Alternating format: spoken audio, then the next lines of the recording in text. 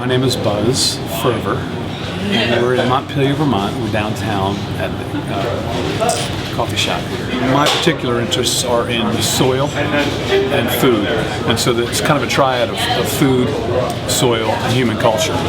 How do we make those things all work together? Some of my earliest memories are like in the forest, in the woods. It was a little piece of woods, now long gone of course, but there was a little piece of woods we called the North Woods. And I remember always being in there, 5, 6 years old, and catching crayfish and looking at what was growing in the bottom of the brook, the stream. What insects, larvae were there, and what was happening under logs, and catching salamanders and box turtles. At 10 years old, I went out and found a mentor who was a naturalist who could tell me the names of all the trees, how they worked, what the ecology was, where they like to grow. And that's still one of my best friends today, 40 years, some years later. I've worked for about 20 some years, almost 25 years as a consultant in the compost industry, with process, helping them with recipes, how to manage their materials, protocol for handling, equipment, and marketing. I'm currently working actually using engineered compost for stormwater treatment. Stormwater is the biggest single pollutant of water in the United States by far. And it's very low quality, best management practices to take care of all that. So engineered compost actually works exceedingly well at cleaning up stormwater.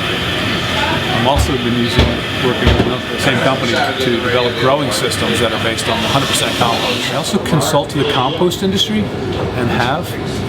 The composting industry is a real good example of taking human waste and converting it using the natural processes we're talking about, where fungus and bacteria degrade these products into a soil, plant assimilable nutrients. So compost is a way to take human waste and return it back to the soil from where it came from.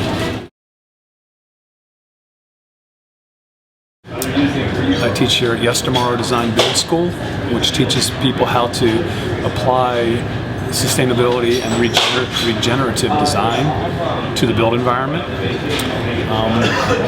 So I'm involved in a bunch of different courses that try to teach what I call the ecological design principles to everyone I come in contact. No matter what I'm teaching, I'm always teaching the ecological design principles, which is this idea of understanding how things function in this biosphere that we live on, which is a very small model of a place we can live on, floating in a huge vacuum of very hostile space.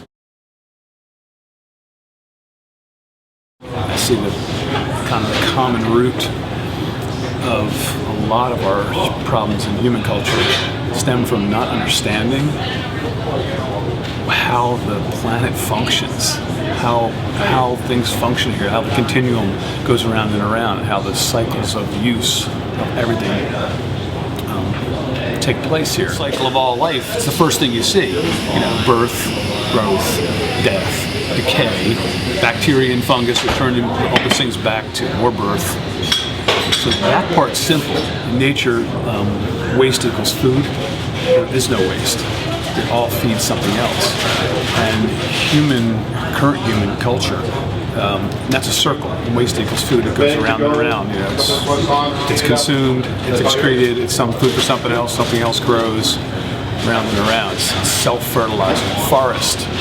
Go into a forest, there's tons and tons and tons and tons of waste per acre that fall from the sky as leaves and branches and dead bugs and dead birds, but it fertilizes the trees. So there's this continuum. And that's how most of the cycles in nature are. They're cyclical. Human consumption and production is a straight line. We have something we want, we harvest it from the environment, we produce a product, we use it up, and then we throw it away. And there's never that return. So a huge amount of problems that are facing us today, water pollution, air pollution, food insecurity, starvation, all kinds of pollutions, nuclear waste problems, all this stuff is because we create this flat line. Landfills. Landfills are, as one of my heroes, William McDonough, calls those, it's intergenerational tyranny. we're creating these huge scabrous cancerous sores on the earth and giving them to our grandchildren as presents to what we're leaving behind. I'm a member of a Central Vermont Food Council, which has been a long time dream of another community member here, to bring together all the people that are involved in producing food, to make sure that here in Vermont we can actually feed ourselves. In New England we import over 90% of our food from elsewhere, 90%. New York City, right, 100%. New York City only has 24 hours food supply on hand. If the food supply shut off to New York City, the supermarkets are out of food in 24 hours. Here in Vermont, it's 90%, and that's not unusual for the country. Most of the East Coast brings all their food from the West Coast or from South America or from Mexico. Go to the supermarket and look where it's coming from. It's produced somewhere else and shipped here. And that's not a very secure way to be living.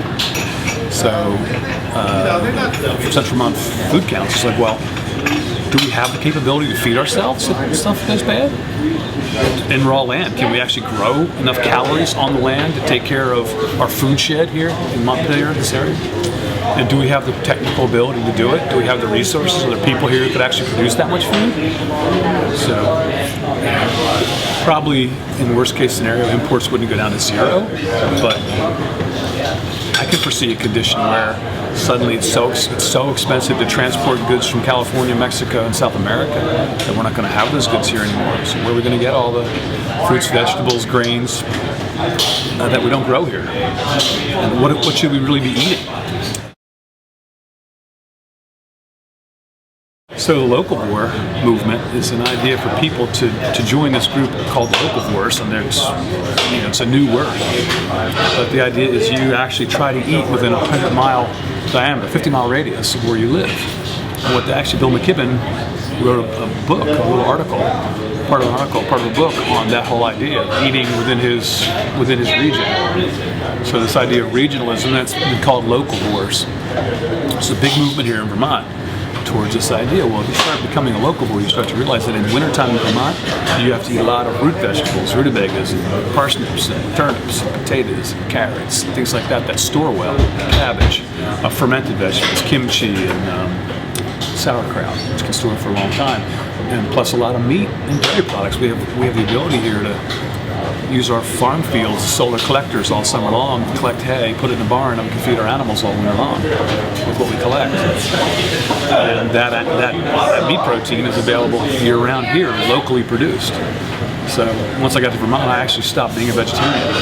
20 years of being a vegetarian. Once I got here and started understanding food supply, it's like, I want to eat here. The more we feed ourselves from the state adds $10 million to our economy. So it's $1 million per percent, and that money goes from our people in the state to other people in the state back to us, instead of going to California or Mexico or whoever. So it's a huge boost for local economy. People have to kind of lead here, but government needs to really help, and the people need to use government to their advantage to make intelligent choices about how we're going to move forward, change our habits. So what makes sense? And how do we plan for that? How do we plan for an unknown future, which probably there's going to be a lot of instability and radical change in? Just big questions. So that's why I like it here, because there's a lot of people that are asking that and thinking about it. Most of the people who have a real interest in making things better in this country all want to teach and all look for that opportunity to teach. So all you have to do is find out who it is you want to learn from, find out how they're teaching, what their mechanism is. Are they doing seminars? Are they writing books? Do they have workshops? Whatever it might be, and making sure you go there.